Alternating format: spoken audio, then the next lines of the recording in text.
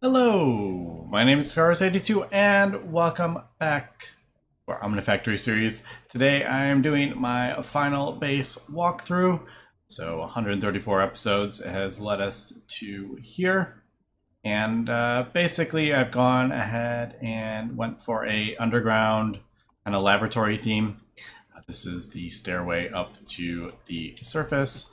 And yeah, so this is, you kind of come down here, and as we can see from the mini-map, basically have a big central area, and then we have some hallways going off, and then each room is kind of like dedicated to a different thing. And I'll just kind of zip through all the different rooms, just kind of explaining what I did and what they're for. Now, if you don't know how Omifactory works, I want to say that it was a great pack, had lots of fun. Had a little bit of a hiccup at the end, trying to craft up the final item, and ended up kind of messing up my world a little bit. But yeah, overall, I'd say great pack. Definitely recommend it if you are new to Greg Tech, because there is a awesome, probably one of the best quest books I've ever had in a mod pack. If you look at these, lots and lots of descriptions. Definitely recommend reading all the different things, because these are well written, and there's lots of different hints and stuff. So yeah, just want to say overall, I think this was a great pack, had lots of fun. If you like automating machines and AE systems and Ender IO conduits and all sorts of stuff, definitely recommend it. Now, if you don't know how the mod pack is designed, basically you spend, I'd say, half the pack progressing through all the different tiers, and then you get to a point that you get a creative tank, and then that kind of opens you up to mostly unlimited resources, iron, gold, and all that stuff. And then you work towards a creative vending upgrade. So about half the pack is working towards a creative tank, and then half the pack is using that creative tank to get you a creative vending upgrade. So if you don't know, creative vending upgrade is the final item, uses all different creative stuff, and as we can see, these all have some pretty crazy recipes, and you just need lots and lots of automation to get here. And yeah, so that is where we're at. So I'm just going to go through kind of a quick base tour. I'm not going to get too involved, but I think we should probably start on that side. This is my main A system, my drives, and obviously there is all the stuff. So this is kind of like where I do all my patterns and stuff. But yeah, in the very center of the base, as you can see, we have a tier 8 draconic energy orb, and all the 4 different wings. We have power getting pulled out and sent to the different wings. And unfortunately, the draconic transfer, it's limited, and some of the end game stuff requires a ton of power. Mostly our draconic fusion room, and a lot of the UV machines, if you're doing a lot of them, require just too much power. They cannot transfer enough. So I did have to end up using some superconductor energy conduits, because they can transfer 134 million RF per tick. So a couple of the wings do have some super conduits underneath the floor. They're hidden, but I'd left the draconic energy crystals just for looks, basically. And they are transferring power to certain rooms. Not all rooms have the superconducting conduits underneath, but yeah, some I had to. But basically, this wing down here is where we produce most of our resources. And yeah, all these different machines, we're basically using power to turn everything into resources, and each one of these has a different thing. Right here we're producing coal, as you can see, and sulfur, blaze rods, and yeah, lots and lots of these.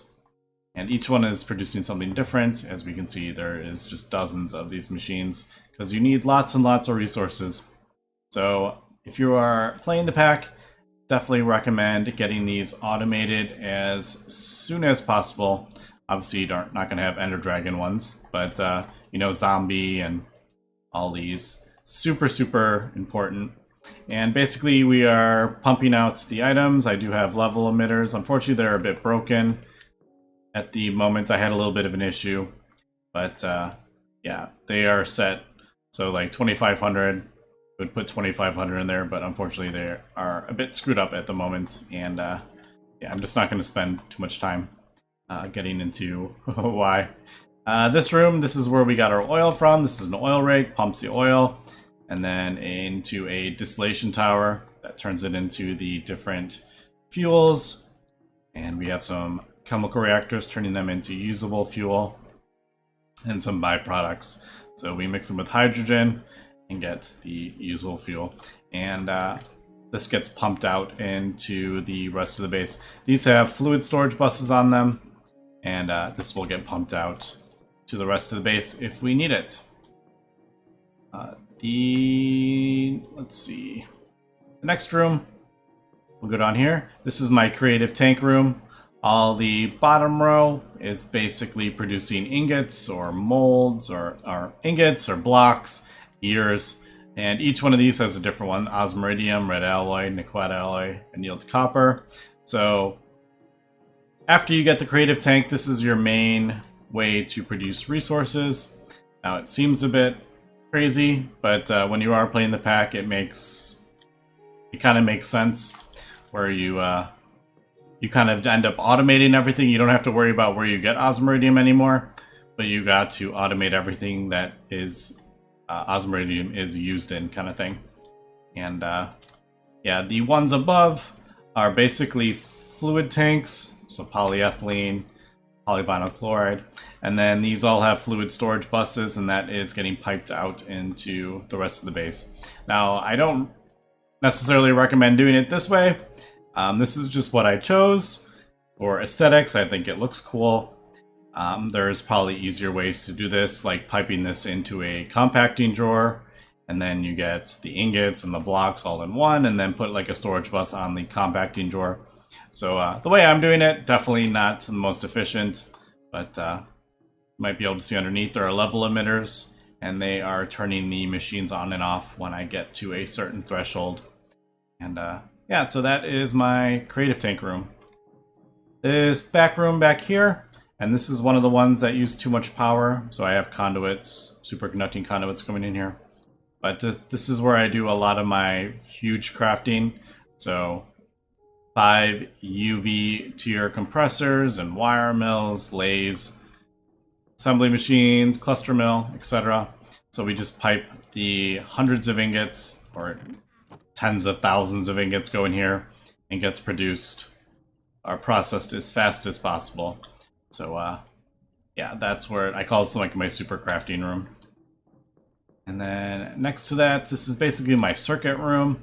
Each of these is producing a different tier circuit. So that's tier 1, 2, 3, 4, 5, 6. And there's crafting cards to keep these stocked, and then that's pulled into here. And then we have level emitters turning the machines on and off. So right now they're disabled because we have enough. And yeah, that's my circuit room. This is my ore processing.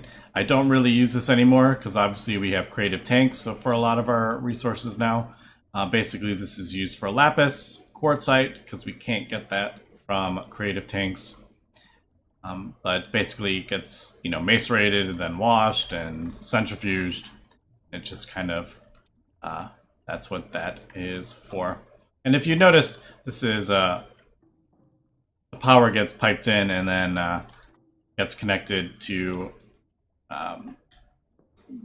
like battery buffers kind of thing, and then it gets piped out into the machine. So that's kind of like a good example of how I'm powering a lot of these machines, as you can see.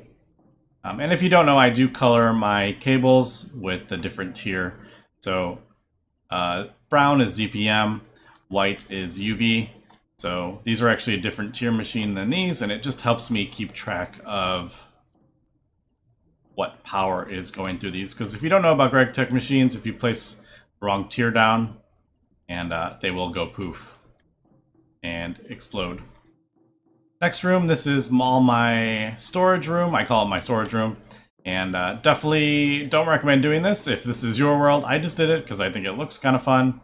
Got level emitters. Each one has, not every single one of them, but so for example, if I don't have 100,000 gold in the system, this light will turn on. So I know at a glance if we are running low on resources or something isn't keeping up, or if I do a big craft and a whole bunch of them drop below, I can see at a glance. Obviously, the base isn't running at the moment, so we are full. Everything is good. So palladium and all that stuff is in there. But yeah, so this is my storage room. Like I said, probably no. I definitely wouldn't recommend doing this because yeah, just don't do that this way. I just like it. I just think it looks cool. But there's more efficient ways to do that. This is my AE crafting room. Molecular assemblers, we all know those. Crafting units. This does go way down underneath. I think there's 4 or 6 rows underneath. So these are much, much bigger than they look. They're just kind of hidden. Same with the these. As we can see, there's stuff underneath to make them much bigger than they actually look.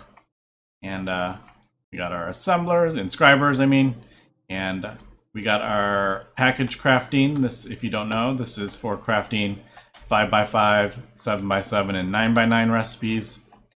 And we package the things there, and there's an on-packager in the middle, which basically sends the recipes to the adjacent crafters. So that's automated large crafting in there.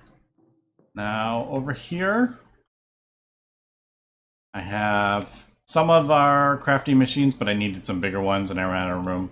I kind of designed a little kind of hidden computer room. So this is where my really big computers are. I think this is 16 million bytes in this one. And yeah, so this is kind of like my central computer room. I think it's kind of fun. And yeah, bright and shiny and super, super dark. We're using anti-blocks. You can see they're super, super dark. If I go right next to the wall, can't see anything. But yeah, this is kind of my like central CPU room. I thought that was, I thought it looked pretty fun. And I use viaducts to get around the base. I'm not doing it right now, but viaducts are not normally in the mod pack. I added that. I added thermal dynamics just for the viaducts, and each room, as we can see, has a viaduct, and there's viaducts going through the ceiling, so that's how I get around the base. But yeah, that's at the wing, and I'll kind of speed up here, otherwise this is going to turn into a very, very long episode. Basically, blast furnace room, we all know the different blast furnaces. This is where all my before we got the creative tank, a lot of the ingots were produced. As we can see, I still use them for some stuff, but most of the items now are used the creative tanks. But yeah, these are different blast furnaces. I have some at a higher tier. Fusion coils are the highest tier heat. So this is 9001. This is 9700. I just haven't replaced them all with the fusion coil blocks. And yeah, so this is my blast furnace room. Some of them are connected, some aren't. As you can see, these are 3 separate ones. These 2 are like connected, and these 2 are connected, and this one is separate. But yeah, that is that. This is my kind of crafting room. Now this crafting room and the one next to it kind of have changed a lot over the playthrough, but this is a lot of my single block machines and like single recipes. Not everything has recipes in them because I don't use them anymore. They've been upgraded, but so RAM wafers, that goes in there, and yeah, SoC wafers goes in there. And as we can see, extruders, all my different like extruders, normal pipes, all that stuff. So this is kind of like any single block crafty machine. We got interfaces on the back, and yeah, we pipe the different fluids in. As we remember, we had tanks in the other room. This is where they're getting piped in. So molten glowstone gets piped into there, and polytetrafluoroethylene gets piped in there, redstone alloy. So all these fluids are in that creative tank room. And yeah, so this is single block. These are all IV tier. So tier, I think that's tier 5. And next to it are my even higher tier machines. This is ZPM, and we got some LUV, and even at the end we have some IV we can see. So there's 3 different tiers of machines in here, which is why there's 3 different colored cables. Again, single block machines. We got macerators and chemical blasts and extractors. And yeah, so this is just like super fast high tier machines to speed up production of items. And moving on, this is our assembly line room. Oop, I missed a couple blocks there. Dang it. Oh well. But yeah, these are all my different assembly lines. And if you go underneath, they each have different recipes. These are different components, and got some fusion reactors in there and pistons and all sorts of stuff. And I have a lot of these down here just do one single item, like a 1 tier of emitter, I think LUV, ZPM. We got wetware mainframes on that one. We got a UV field generator, ZPM field generator, LUV field generator. Basically just splitting up the recipes so we can craft more at once, basically. And this is a pretty good example of my draconic power system. As we can see, it's being pulled out of that central thing and sent into here, and then it's getting sent into all the different assembly lines. So that's a pretty good representation of the main way I get power on the base. As we can see, each room has a viaduct, so we can get around the base. This room is basically set up to produce neuroprocessing units. This whole thing, this is a high tier thing. It's used in like high tier microminers and field generators. So this is basically, this entire room is set up to produce those neuroprocessing units. I'm not going to get into everything, but all the different components, dragon cells are being produced there, and then wetware circuits are being produced, well, they're turned off at the moment, but wetware circuit boards are being produced in all these, and etc. Assembly lines are running for that. So that is what that is for.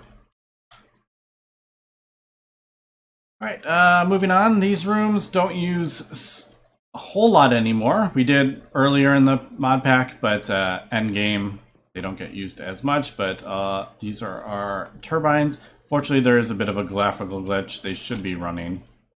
Yeah, they are running, but it's just not spinning, unfortunately. But they should all be spinning. But we're basically producing power.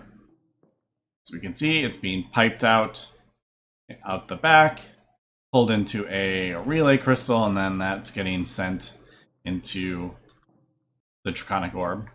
So yeah, there is that.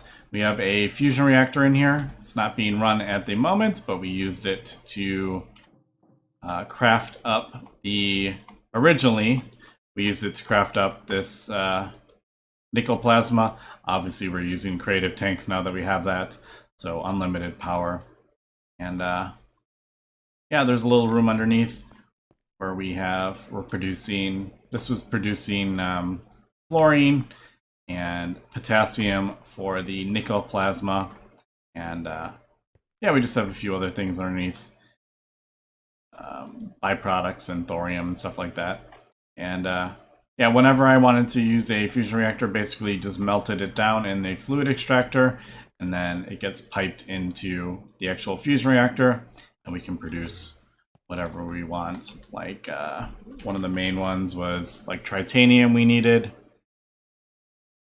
So as we can see, I get to mix titanium and germanium. So we melted down titanium ingots, germanium, and it produces the titanium. And the last room, I have a whole bunch of vacuum freezers. Obviously, these cool the ingots and produce superconducting wires. So that is that room at the end.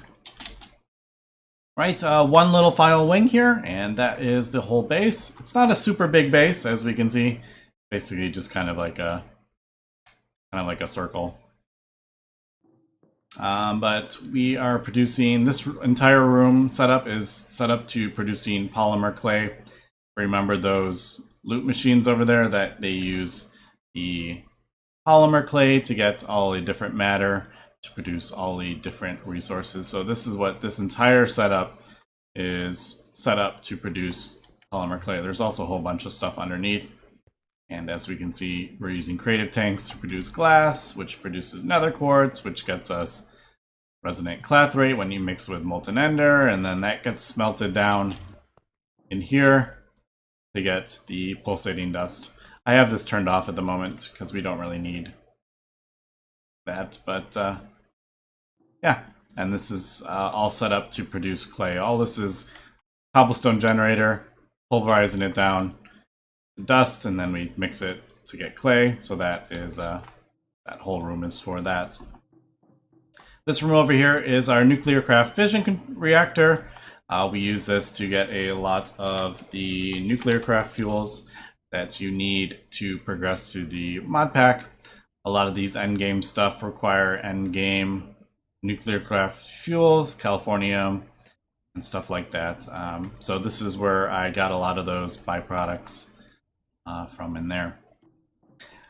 This last room on the right is just basic RF machines. We got our Ender IO stuff, slice and splice, soul binders. This is where I keep my experience and stuff. We got some phytogenic insulators producing chorus loot, which is we need a lot of. We need, I'm producing wood here. This is producing fertilizer, which being used in there and there. So this is kind of like RF stuff. I got a whole bunch of resonators from extra utilities, and this is where those are being produced. We got an enchanter, and we have some mechanical crafters over here producing items. There's a bit of an issue with A and MBT data and AE. So thermal, some of these thermal things have a problem with auto crafting, so they are set up in this room to auto craft, and that is why those are in there. And finally, our last room, our draconic infusion room. I have a whole bunch of infusion injectors set up because you need literal thousands, tens of thousands of items to produce the creative vending upgrade in the end. And all these, I have them set up by how many injectors you need. So I have 2 setups for 10. I have 2 for 6, 1 for 4, and then, I don't know, 24-ish. No, it's 24 plus 1 of the 8 injectors. So that's what all those are for. And yeah, as we can see, we wyvern cores, dislocators, energy core stabilizers. So each of those are all producing those. And yeah, and then the 10s have different items in there, and obviously 6 and 4. So that's kind of my mass draconic infusion room. And you may be able to see superconducting conduits underneath. These just use so much power that unfortunately the relay crystals would not work in here. For example, the neutronium solar panel requires 134 billion. So yeah, with the, I forget, 2 million or 4 million RF per tick, the max transfer on the things, it just would take way too long. So unfortunately, I had to go with the Ender IO conduits for that. But yeah, that's basically the entire base. Not too big, but yeah, pretty fun. And hope you liked the tour. Like I said, I had a ton of fun with this pack. Took about, let's see, 50 days time. A lot of that towards the end was letting the world run overnight, though. So this is not, that wasn't me sitting at the computer for 50 days. But yeah, pretty fun pack to get through. And yeah, definitely recommend it. But anyway, that's going to be it for this episode. If you like this base walkthrough, feel free to follow the channel.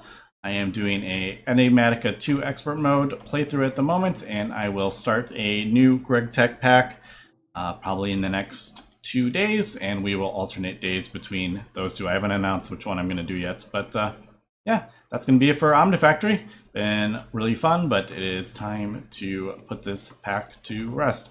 So thanks for watching, and have a good one.